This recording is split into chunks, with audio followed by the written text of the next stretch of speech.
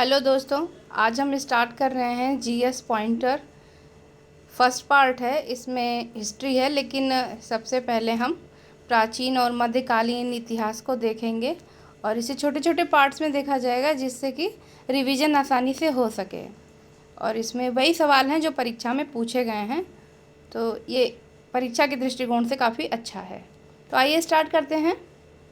प्राचीन भारत का इतिहास है इसमें और पाषाण काल से शुरुआत है। तो जैसे पूछ रहा है इसमें कि पहला है, नोट्स हम पढ़ लेते हैं साथ में। रॉबर्ट ब्रूस थे एक। पूछ रहा है कि जो रॉबर्ट ब्रूस हैं वो क्या थे, तो भूगर्भ वैज्ञानिक पुरातत्वविद थे। भूगर्भ वैज्ञानिक पुरातत्वविद थे। नेक्स्ट है, भारतीय प्राग इतिहास का पिता कहा जाता है। तो किसे कहा जाता है? रॉबर्ट ब्रूस को। अब हमें कथन कारण के रूप में भी सवाल देखने को मिल सकता है या स्टेटमेंट के रूप में मिल सकता है। जैसे मान लीजिए पूछ लिया कि कथन है कि रॉबर्ट ब्रूस एक भूगर्भ वैज्ञानिक और पुरातत्वविद थे। दूसरा, भारतीय प्राग इतिहास का पिता कहा जाता है। फिर पूछा जा सकता है कि केवल एक सही है, दो सही है, या एक और दो दोनों सही है। तो इस तरह से सवाल इसमें पूछे जाते हैं। नेक्स्ट, कोपेनहेगन संग्रहालय की सामग्री से पाषाण, कांस्य और लौह युग का त्रियुगीय विभाजन किया था। कोपेनहेगन संग्रहालय की सामग्री से पाषाण, कांस्य, लौह युग का त्रियुगीय विभाजन किया था। तो किसने किया था? थॉमसन ने। पशुपालन के साक्ष्य सर्वप्रथम मिलते हैं। कहाँ पर मिलेंगे? मध्य पाषाण काल में। पशुपालन के प्रमाण जहाँ से मिलते हैं वह स्थान है आदमगढ़। मध्य पाषाण काल में पशुपालन के प्रमाण जहाँ से मिलते हैं वह स्थान है आदमगढ़। लेकिन पशुपालन के साक्ष्य सर्वप्रथम कहाँ मिलते हैं? वह है मध्य पाषाण काल। ये दोनों अलग अलग है। नेक्स्ट है, चौपानी मांडो, काकोरिया, मैदहा, यमसराय नाहरराय स्थलों में से हड्डी के उपकरण प्राप्त हुए हैं। तो कहाँ से प्राप्त हुए हैं? मैदहा से। कहाँ से प्राप्त हुए? मैदहा से।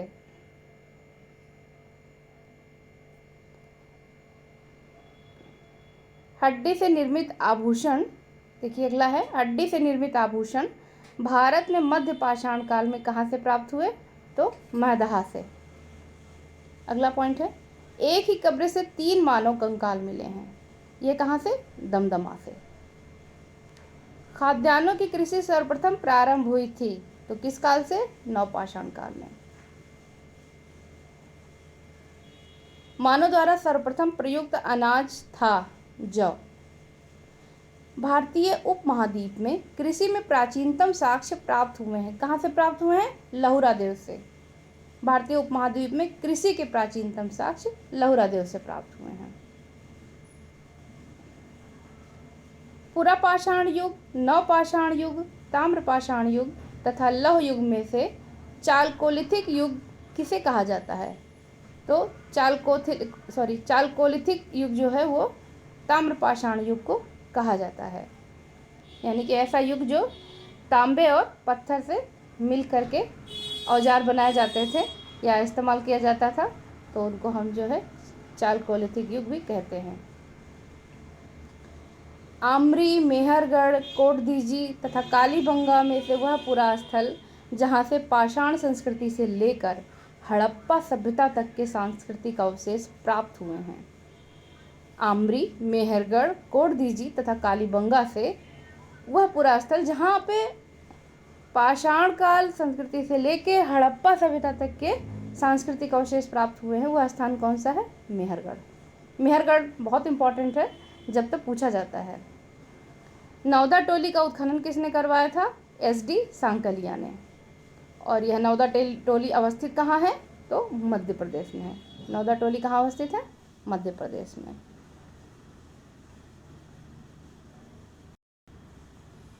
बृहद पाषाण स्मारकों की पहचान की गई है। जो बृहद पाषाण में स्मारक मिले हैं उनकी पहचान किससे की गई है? मृतक को दफनाने के स्थान के रूप में। किससे की गई है? मृतक को दफनाने के स्थान के रूप में। राख का टीला, बुधिहाल, संगनकल्लू, कोल्डिहवा तथा ब्रह्मगिरी में से जिस नवपाषाणिक स्थल से संबंधित है वह है संगनकल्लू। भीमबेटका प्रसिद्ध है गुफाओं के शैल चित्र के लिए। भारत में सर्वाधिक शैल चित्र कहाँ से प्राप्त हुए हैं? तो भीमबेटका से। अजंता, भीमबेटका, बाघ तथा अमरावती में से वह स्थल जो प्रागैतिहासिक चित्रकला के लिए प्रसिद्ध है, तो भीमबेटका।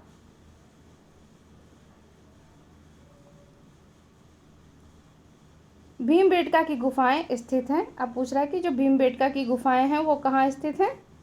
तो अब्दुल्लागंज, रायसेन यानी कि मध्य प्रदेश में। गैरिक मृदभांड का नामकरण हुआ था हस्तिनापुर में। कब हुआ था? हस्तिनापुर में।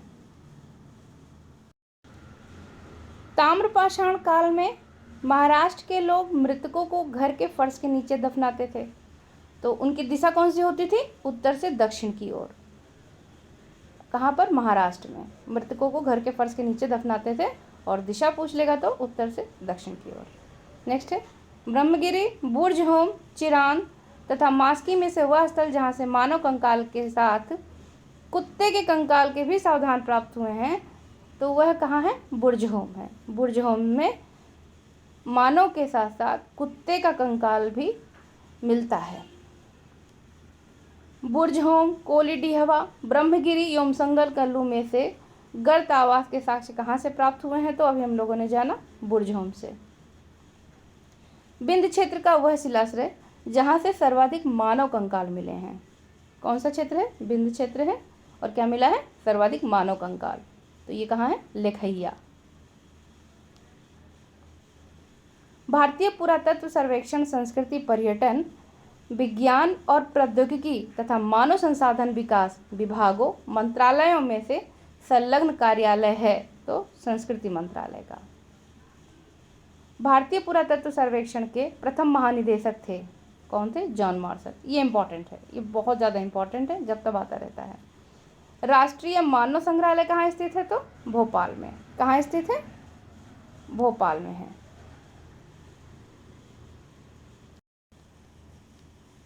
सिंधु सभ्यता एवं संस्कृति। मानव समाज विलक्षण है क्योंकि वह मुख्यतः आश्रित होता है, किस पर आश्रित होता है? संस्कृति पर। हड़प्पा संबद्ध है सिंधु घाटी सभ्यता से।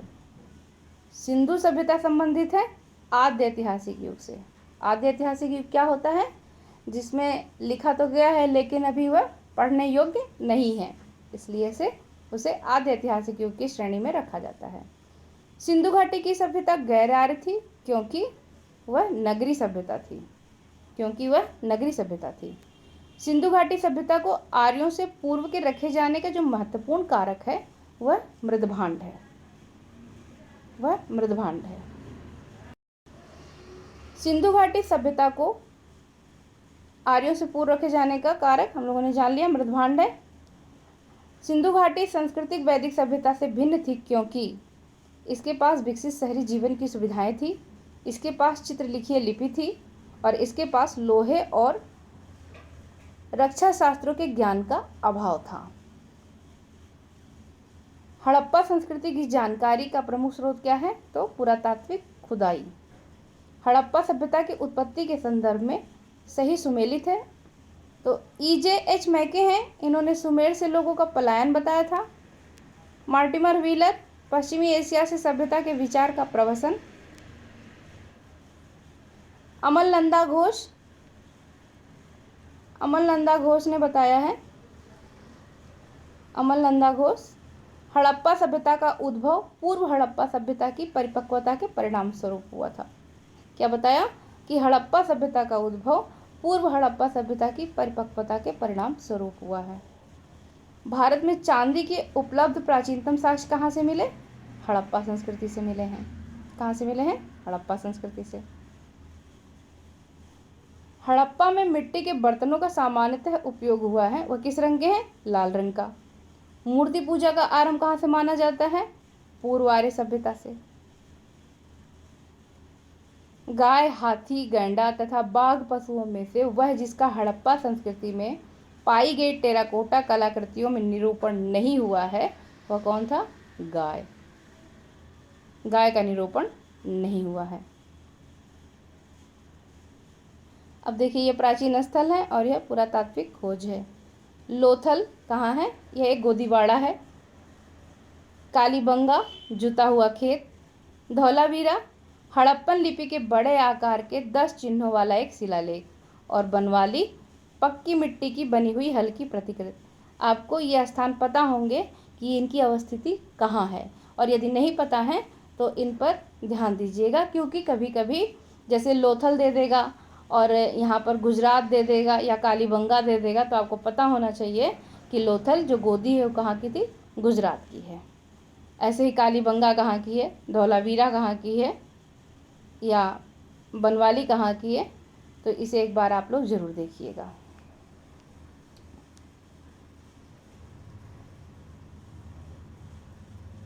नेक्स्ट है, फिर से पूछ रहा है कि सुमेलित है, यहाँ पे स्थल है और यहाँ पर नदियाँ हैं। तो हड़प्पा किस नदी के किनारे है? रावी। हस्तिनापुर गंगा। नागार्जुन कोंडा कृष्णा। पैठन गोदावरी। फिर से देख लीजिए, हड़प्पा रावी, हस्तिनापुर गंगा, नागार्जुन कोंडा कृष्णा और पैठन गोदावरी में। सही सुमेलन है हड़प्पा रावी, कालीबंगा घग्गर नदी के तट पे है, लोथल भोगवा नदी के तट पर और रोपण सतलज नदी के तट पर बसा हुआ था। सिंधु सभ्यता के बारे में सत्य कथन है, चूंकि इसमें सभी सत्य कथन ही है। नगरों में नालियों की सुदृढ़ व्यवस्था थी, व्यापार और वाणिज्य उन्नत दशा में था, एवं मातृ देवी की उपासना की जाती थी। कभी कभी पूछ लेता है कि हड़प्पा सभ्यता मात्र सत्तात्मक थी, स्टेटमेंट दे देगा, तो यहीं से इस बात का अंदाज़ा लगाया जाता है। सिंधु घाटी सभ्यता जानी जाती है तो अपने नगर नियोजन के लिए, मोहनजोदड़ो और हड़प्पा के लिए, साथ ही अपने कृषि संबंधी कार्य के लिए और अपने उद्योगों के लिए। चूँकि सिंधु सभ्यता पूरी तरह से नगरीय थी, इसलिए से हम उसे कह सकते हैं कि ये स्मार्ट शहर जिसकी आज कल्पना की जा रही है, आप सिंधु सभ्यता को वहाँ से जोड़ सकते हैं। नेक्स्ट है, आलमगीरपुर कहाँ पर है? उत्तर प्रदेश में। लोथल देखिए गुजरात। कालीबंगा राजस्थान। रोपड़ पंजाब। फिर से देख लीजिए, आलमगीरपुर उत्तर प्रदेश, लोथल गुजरात, कालीबंगा राजस्थान, रोपड़ पंजाब। आगे वही है, आलमगीर उत्तर प्रदेश, बनवाली हरियाणा, दायमाबाद महाराष्ट्र और राखीगढ़ी हरियाणा।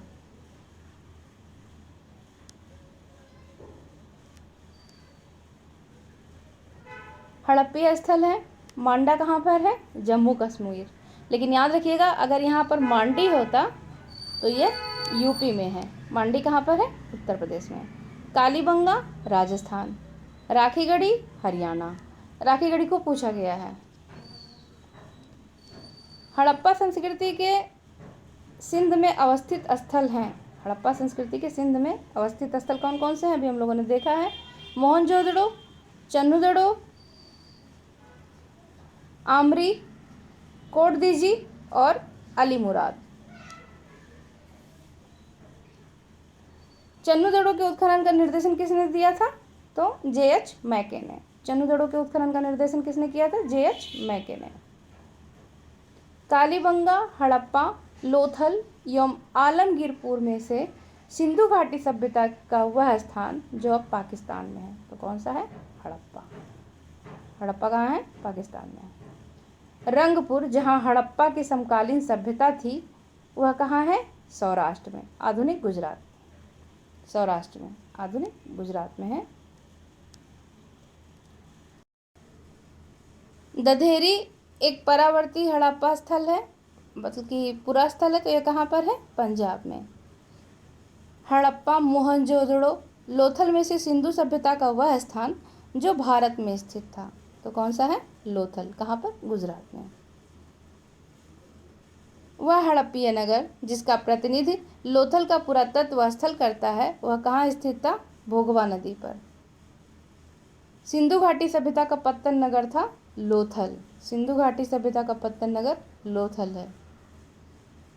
सिकंदरिया, लोथल, महास्थानगढ़, नागपट्टनम में से वह जो हड़प्पा का बंदरगाह है तो लोथल। कालीबंगन, रोपण, पाटलिपुत्र तथा लोथल में से वह जो सिंधु घाटी की सभ्यता से संबंधित स्थल नहीं है तो कौन सा है? पाटलिपुत्र। भारत का सबसे बड़ा हड़प्पन पुरास्थल कौन सा है? राखीगढ़ी। भारत का सबसे बड़ा राखीगढ़ी है और जबकि हड़प्पा सभ्यता का सबसे बड़ा मोहनजोदड़ो है। कंफ्यूज बिल्कुल मत होइएगा, अगर हड़प्पा सभ्यता पूछता है तो मोहनजोदड़ो और यदि भारत का पूछता है तो राखीगढ़ी। सिंधु घाटी सभ्यता के लोग विश्वास करते थे मातृशक्ति में। सिंधु घाटी के लोग पूजा करते थे मातृदेवी की, पशुपति की, लिंग एवं योनि की, पशुओं की और नागों और वृक्षों की। सिंधु घाटी सभ्यता को खोज निकालने में जिन दो भारतीयों का नाम जुड़ा है वे कौन से हैं? रखालदास बनर्जी और दयाराम साहनी। रखालदास बनर्जी मोहनजोदड़ो की खोज के लिए जाने जाते हैं तथा जो दयाराम साहनी है वो हड़प्पा की खोज के लिए। याद रखिएगा, रखालदास बनर्जी और दयाराम साहनी। कंफ्यूज मत होइएगा, कभी कभी सुमेलित करने को भी दे देगा। देखिए दे ही दिया। Harappa Dayaram Sahni, Lothal SR Rao, Surkotada JP Joshi, Dholavira JP Joshi. Dholavira में एक नाम और आता है विष्ट जी का, अगर विष्ट रहता है तो भी सही आंसर होगा। हड़प्पा का उत्खनन करने वाले प्रथम पुरातत्वविद जो इसके महत्व को नहीं समझ पाए वो कौन थे? ए कनिंघम।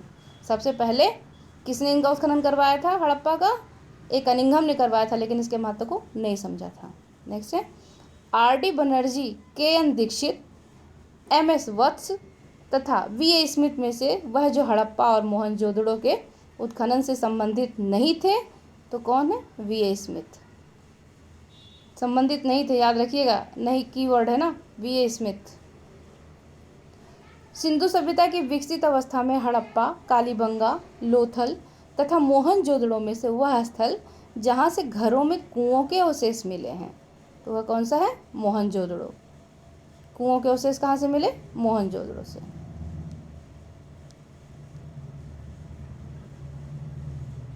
सही कालक्रम है नगर संस्कृति, लोहे का हल, आहत मुद्रा और सोने के सिक्के। ये क्रम में ही है, देख लीजिएगा।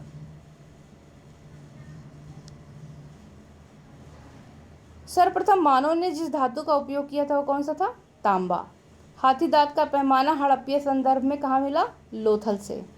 हड़प्पा कालीन स्थलों में अभी तक जिस धातु की प्राप्ति नहीं हुई वह कौन सी थी? लोहा। आलमगीरपुर, लोथल, मोहनजोदड़ो तथा बनवाली में से वह स्थल जो घग्गर तथा उसकी सहायक नदियों की घाटी में स्थित है वह कौन सी है? बनवाली। कौन सी है? बनवाली। सही कथन है मोहनजोदड़ो, हड़प्पा, रोपण एवं कालीबंगा सिंधु घाटी सभ्यता के प्रमुख स्थल हैं। हड़प्पा के लोगों ने सड़कों तथा नालियों के जाल के साथ नियोजित शहरों का विकास किया था।